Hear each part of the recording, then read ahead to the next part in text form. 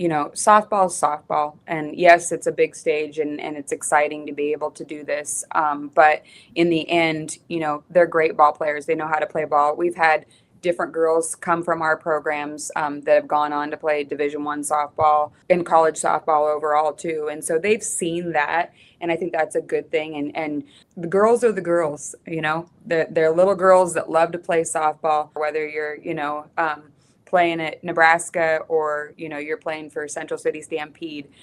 They're just little girls at heart. They all have the love of the game. Yeah, I think that you could probably play us at midnight, and I think our kids are going to be ready. They're very excited. We've played 8 a.m., we've played 9 a.m., we've played 10 a.m. Obviously, not probably on this type of a stage. In Hastings, we played Centura. I mean, obviously they're pretty close here too. There was a very, very large crowd there. It was so loud. Even when I went up there to make a change with the home plate umpire, he said, "We got to walk away. I can't hear you." So I think that we've been in these situations before, obviously not in a facility like this, not, on Jordy Ball's home court, right? So there's going to be a lot of excitement around that, but I'm sure we'll settle in.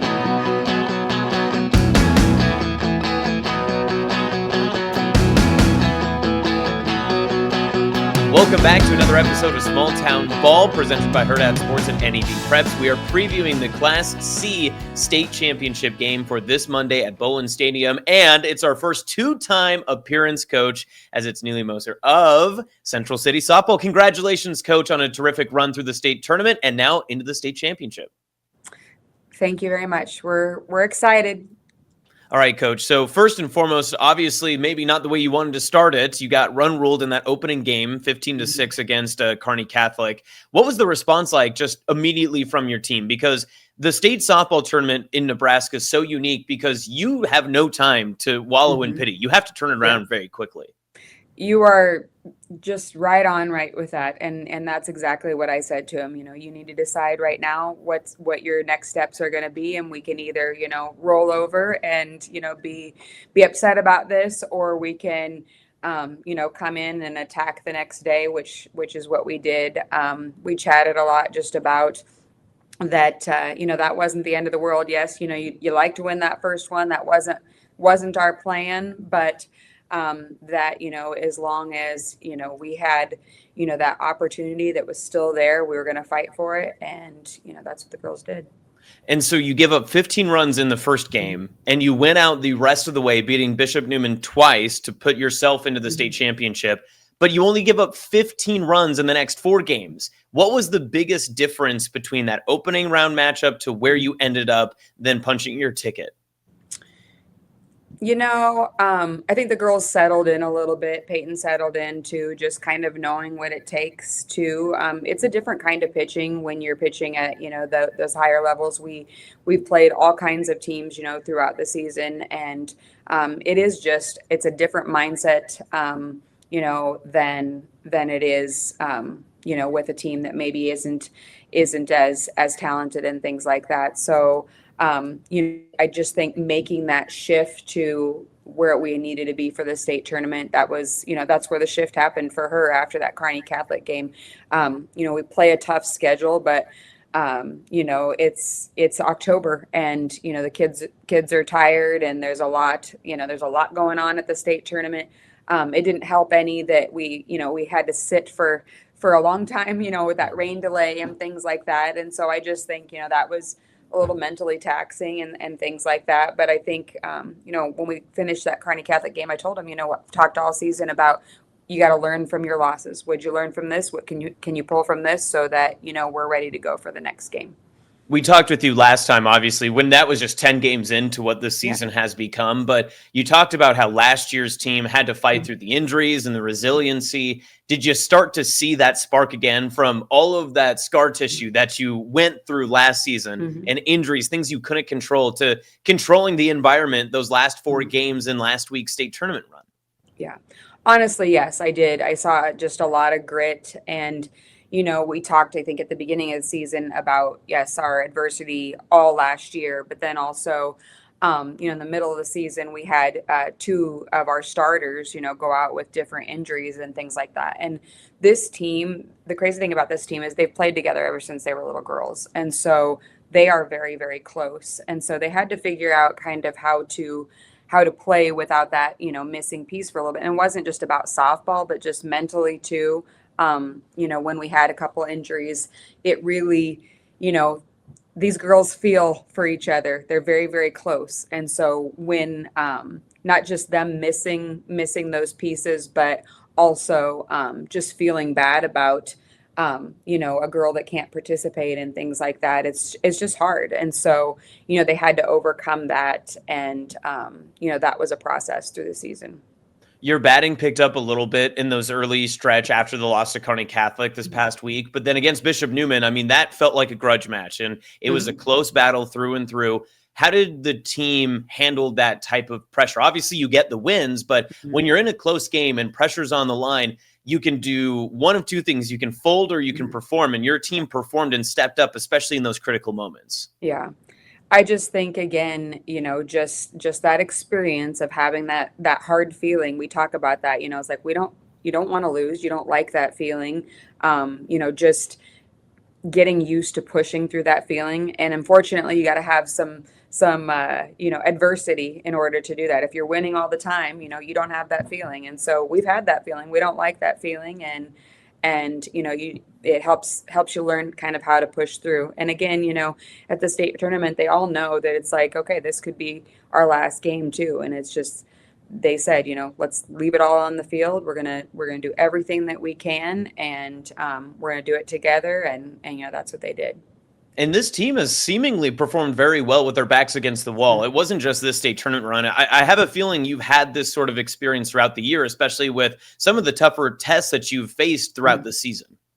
Yeah, we honestly have. There's been several, and we talk a lot about, just having faith in the process and being able to get through those things. But we've had several different tests, like I said, with the injury of some of our players, and just being able to push through things.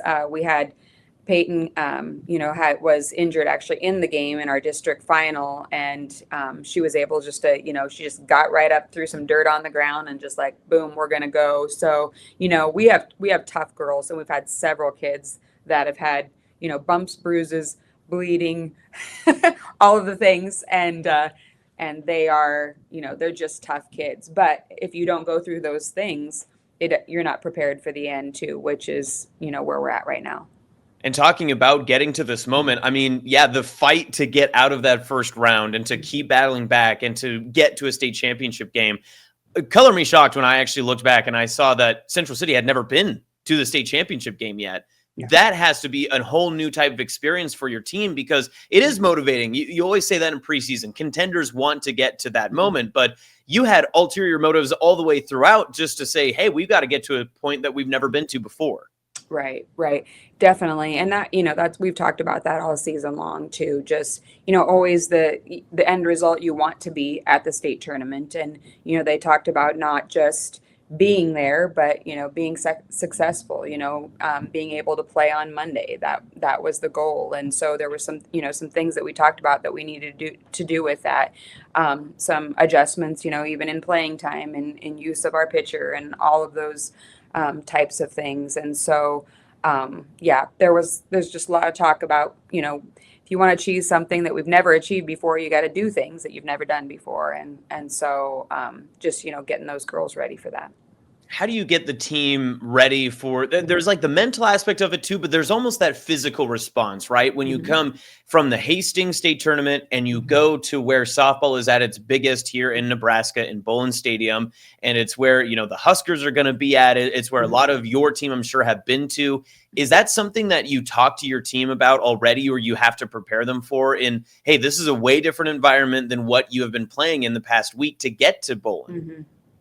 I think, softball is softball. And yes, it's a big stage and it's exciting to be able to do this. But in the end, they're great ball players. They know how to play ball. We've had different girls come from our programs that have gone on to play Division I softball, and in college softball overall too. And so they've seen that. And I think that's a good thing. And I always say, like, it's just, the girls are the girls, they're little girls that love to play softball.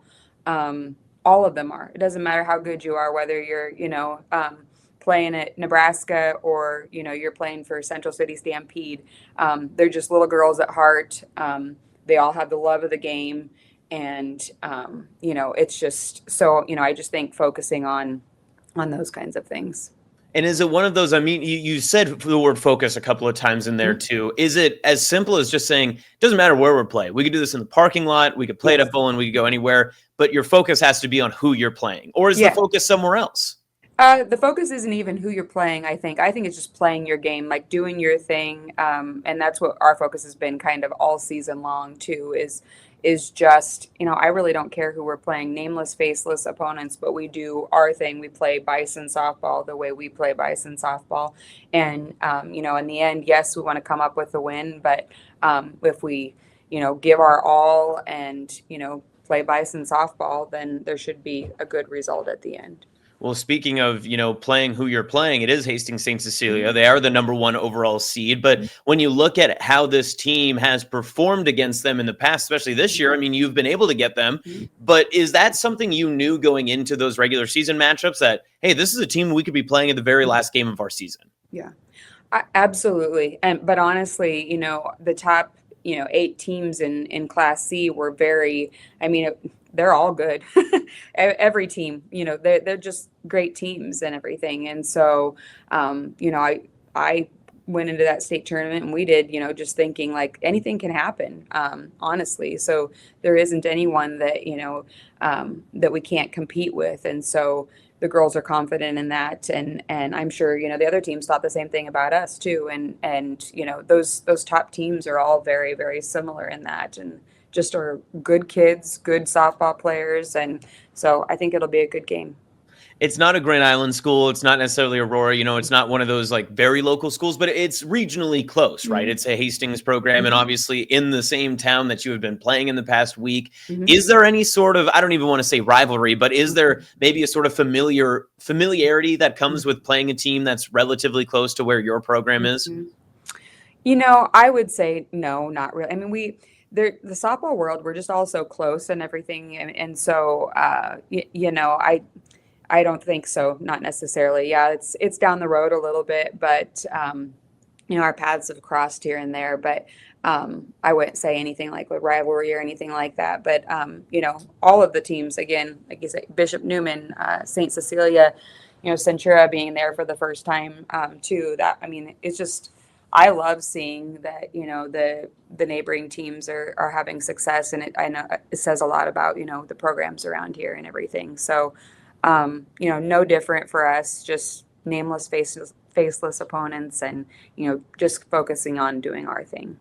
Nameless, faceless opponent, but it will be hopefully a pretty decent crowd. I mean, you've got 2 programs, 2 communities that are relatively close together. It's not the furthest trip from Monday, but it is at high noon. So, that probably makes a difference in it too. How do you get the team ready? And I talked with Coach Rossow about this as well, about the noon timing is odd because you've played 9 a.m. games on Saturday tournaments. You've played summer tournaments when I'm sure you've been at the crack of dawn and late in the evening. But how do you get ready for Monday at noon? That just seems like such a unique environment, especially with everything else that comes with the state championship. I just think, honestly, we played at 11:30 several times in the state tournament too. I think the whole hardest thing about that, sometimes playing that 11:30 to 2 o'clock time slot, is finding the time for the girls to eat. Taking care of all those important things and stuff. But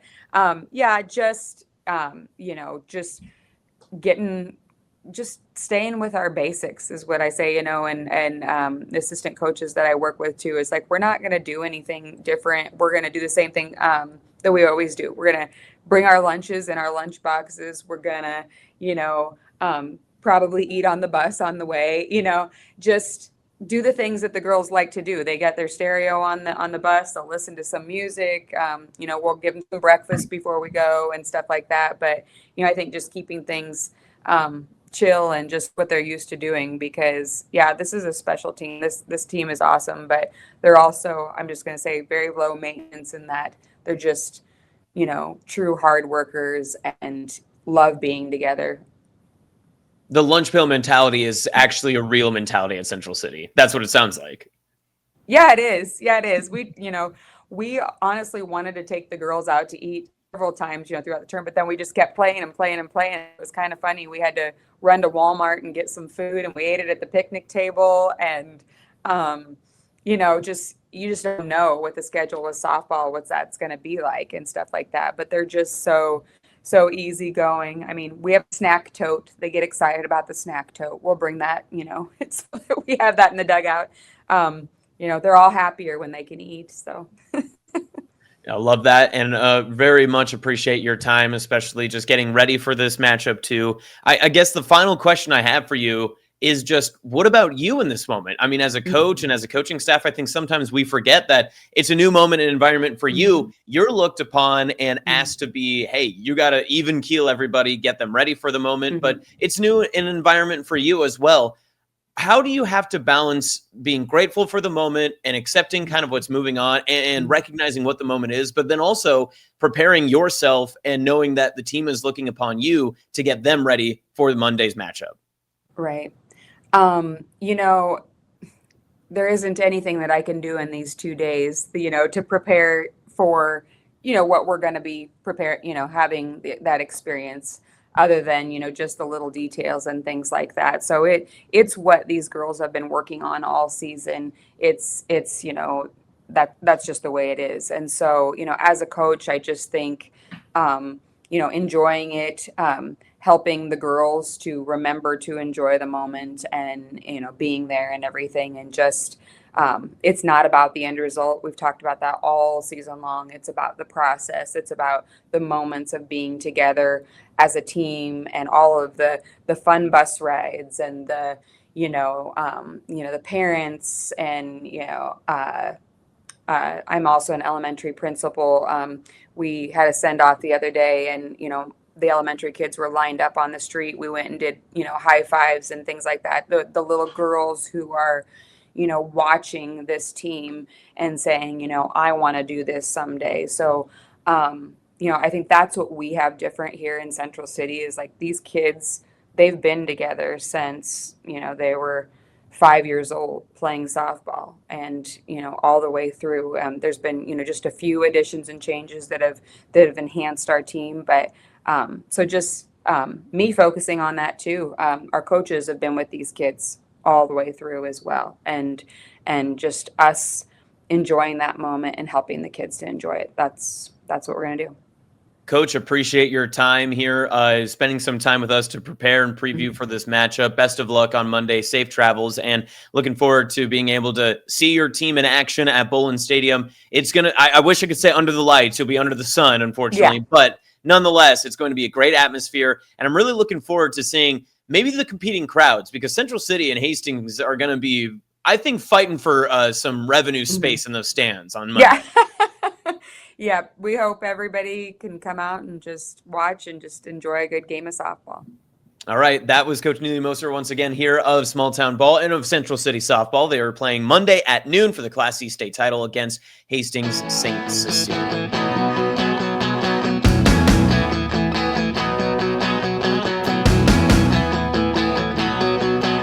We are joined today by Matt Rossow of the Hastings St. Cecilia Blue Hawks, as it's another title game appearance for the softball program out in Hastings. Congratulations, Coach. I know that this has probably been a long week for you, but it's a rewarding week, especially when it ends in a trip to Lincoln on Monday.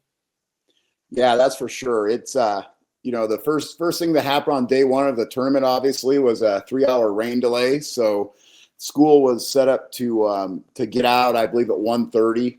The girls and the student body wanted to have a send-off, so we actually had a send-off, walked through the student body, got on the bus, sat there for 5 minutes, and went back into school and waited for another hour. So, there's a lot of things that are unexpected, and you just don't know what's going to happen in a state softball week. Obviously, I was just really happy with how we came out and played, and obviously getting the championship game is just a huge thrill for the kids. They're just so excited to take that step and get into this game.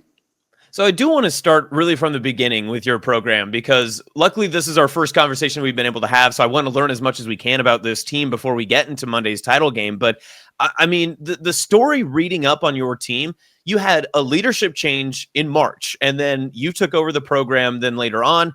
How did this team, obviously a very good program, you had a lot of good pieces already in place, but how did that change up maybe the expectations coming into this year? I think the expectations for the program have always been very high. We are in our 8th year now. And the kids have never really thought that they could not win, or they could not get to state, or they could not do well in state. So I think the expectations were high, with when Coach O was here, and we just kept those expectations going, and a couple people slid into some different spots on the staff, obviously.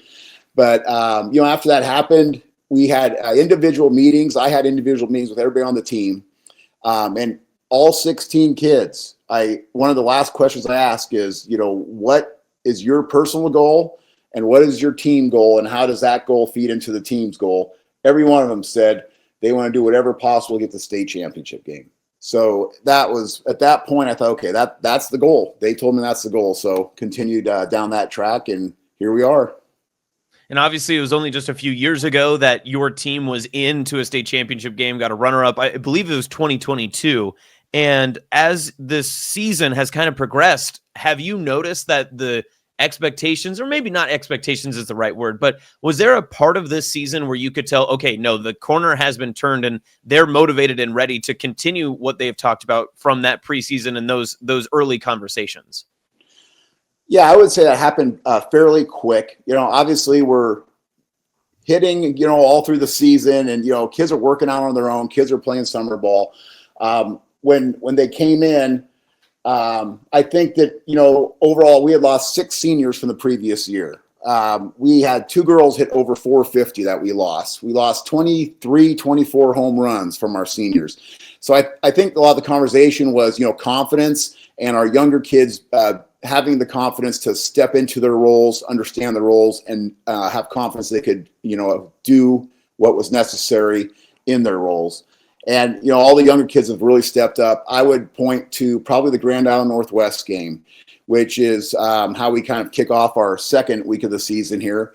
And we won that ball game. It was like a state level game. I mean, big crowd. It was loud up there. We actually had it home here at Smith.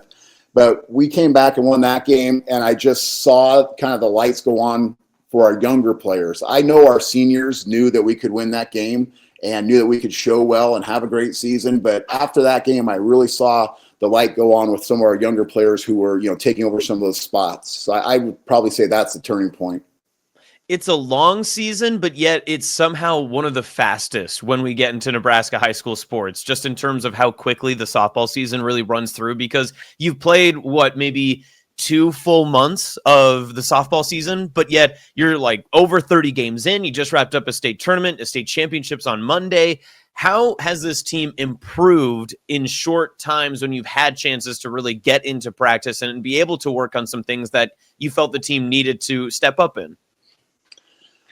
Yeah, you're right. It's an absolute marathon of a sprint. It's just crazy how quick this season goes for softball. I would say that, once the season starts, obviously, a lot of times on your off days, you're thinking recovery. You're thinking, obviously, we hit every day. Those things we continue to do. But, after every weekend, which, you have a lot of weekends you play too, we come in and, Sunday afternoon, talk about what we need to work on this week. And I feel like the kids really do a good job of understanding the direction we're trying to go. And just like I said, from that first part of the season, just kept on working and, just continue to improve. And once again, here we are, it's all paid off. All right, so I do want to talk about just obviously this past week, but to really talk about the week goes back to the winning streak you're on. You're 9 games into a winning streak so far. It's a good time to not lose a game, by the way, and you haven't lost since September 29th. I mean, what's kind of changed maybe since that last defeat where you took, I believe it was the GACC, where you kind of fell down there, but then since then you haven't taken an L in the column yet? Yeah, that GACC is always a try that we go up to Albion and play, and that's a big drive for us on a Monday night. That thing is always a challenge. And we went up there, and they have Tolene as their pitcher, and she was really on that night. And, so she did. They beat us and came back from that. And honestly, after losses, we don't really dwell on the loss. We'll talk about what we need to work on and just get back at it. But we knew GACC was a tough team. And, we have, I believe, 6 losses this year. After every one of those losses, the conversation is just, what do we need to work on? What do we need to do to get better? So I was not worried at all after that loss. And then, you start moving into postseason. I think after that game, we went down to McCook, played there, and came back base for postseason. And ever since postseason, pitching has continued to be very, very good and somehow probably has even improved in postseason. Defense has just been unbelievable. We had some video, Rob, that's not out there right now, of a catch that Kyler Widener made the other night in the final, and just unbelievable. Ran through the fence, basically, caught the ball.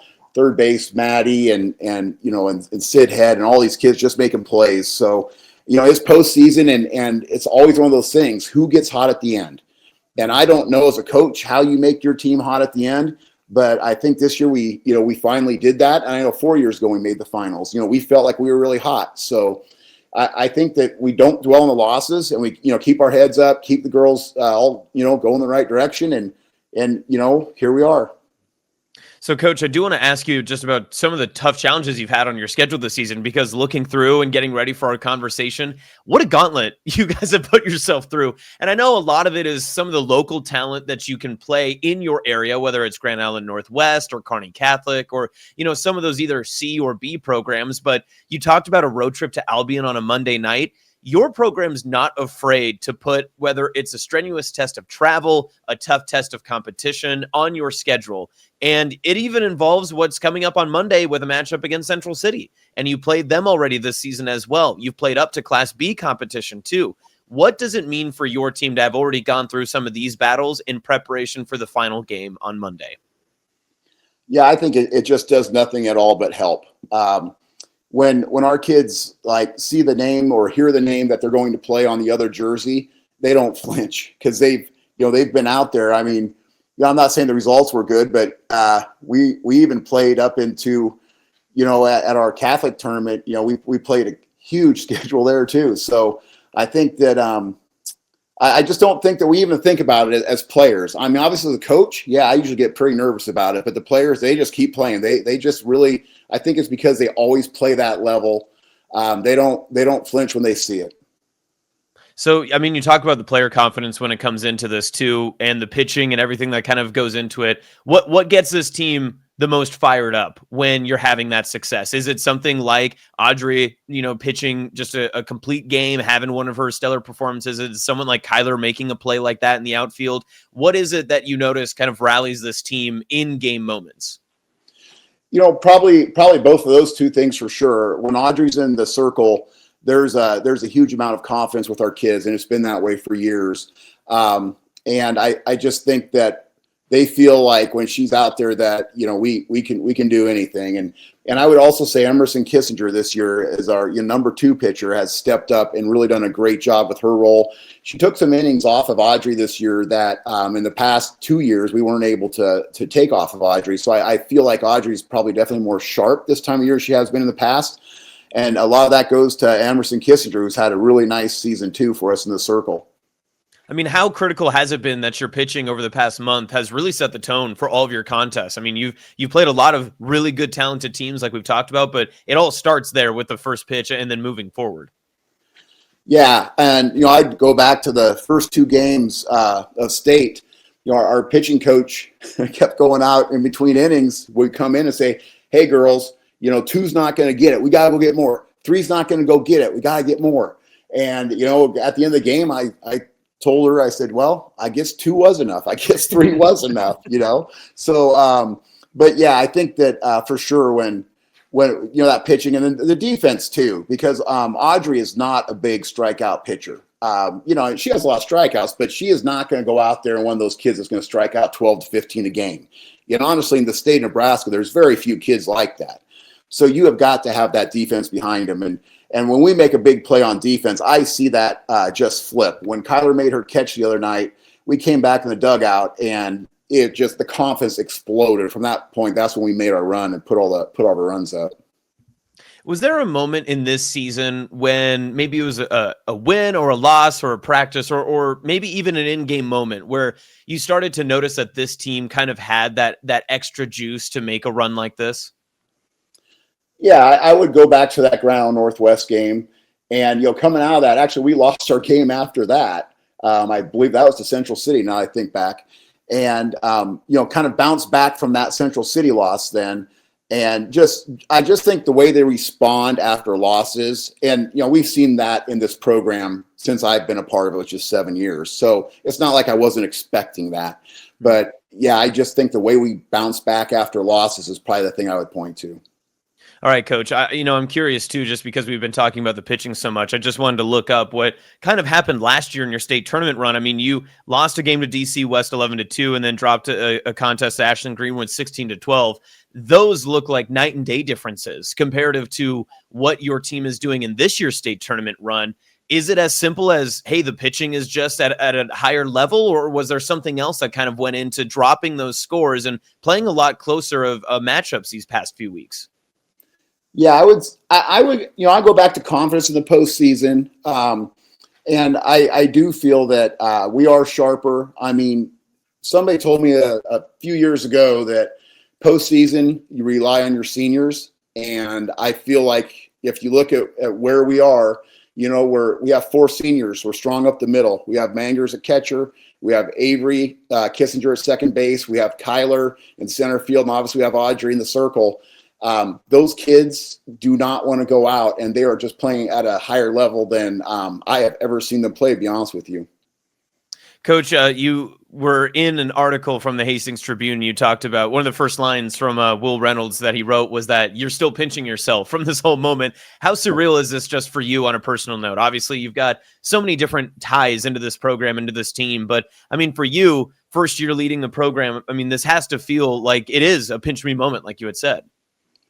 Yeah, it's absolutely crazy. I did not ever think that I would be the head coach at St. Cecilia. And I was happy doing what we were doing, which is being the pitching coach, right, and helping out with that. But, when the moment came, this is what happened. And after that point, obviously I knew we had a team. And I would say even, last year we knew that we were going to have a good team coming into this year as long as everything came together the right way. And on a personal basis, it's just absolutely, pinch me. I'm still there. I'm still there.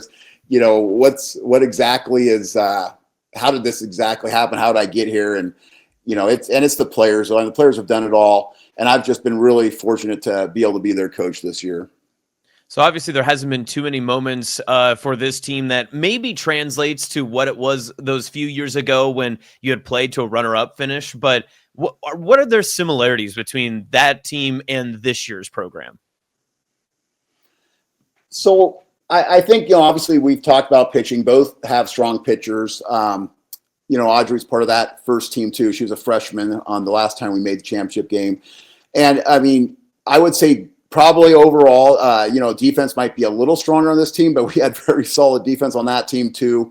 And I would say, hitting, that team probably hit a little better, but this team is, producing runs. So we talk about this team's a lot of passing the bat, so we're not necessarily going to hit, like I said earlier, those 20 home runs over the fence, but we can hit a gap, we can pass the bat, take a walk, things like that. But really the two teams, they both play the same way. I mean, they play hard, they play tough defense, they throw strikes, score runs.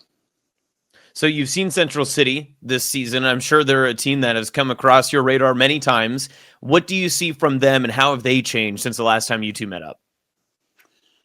I think that last time we played them, they got on the bases on us and kind of stole a few bases. We had a couple uncharacteristic misplayed balls.